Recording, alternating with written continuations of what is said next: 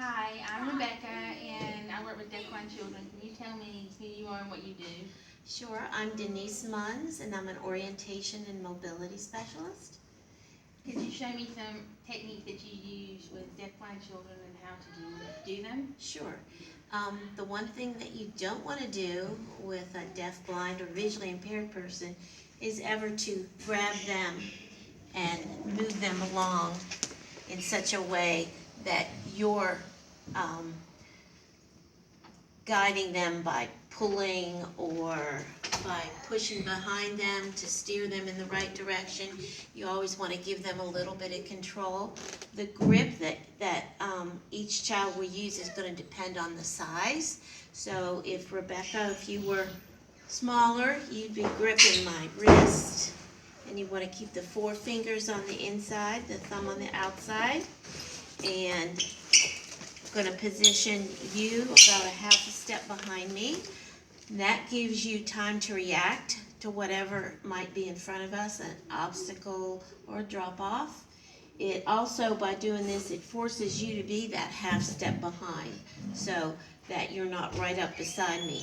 If we're holding hands, it's very easy for the child to get up ahead of you and hit a point of danger before they have time to react to it. Okay? So, let's say you're using that wrist grip. So we're walking along and you're that half step behind. I have to remember as a guide that we are a team, that there's 2 of us. So that takes up a lot more space. So I have to remember that even though I might clear something, you're over here to the right. I have to be sure I steer you around it as well. So you have to develop trust.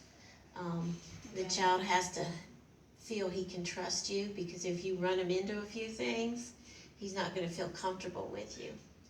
Okay, so if we were going to approach a narrow space like a doorway, I should be able to give you a cue by putting my arm behind, and that lets you know you need to get behind me sighted like single file. Sometimes you'll have to have the kids kind of check to be sure that they're positioned correctly and not positioned off to the side. So initially you can have them put their hand on your shoulder just so they get the feel of what single file is like. Okay, so initially you can let the kids know that you are approaching the door by giving them the sign for door and then giving them that physical cue. And I try to accentuate that in the beginning, make it a little bit more or less subtle. So we approach the door, we go through the door.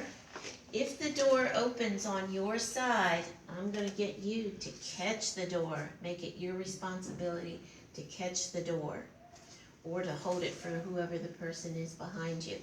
And once we're safely through the door, and again, I remember that you're behind me, so it's going to, I have to make sure you're all the way through.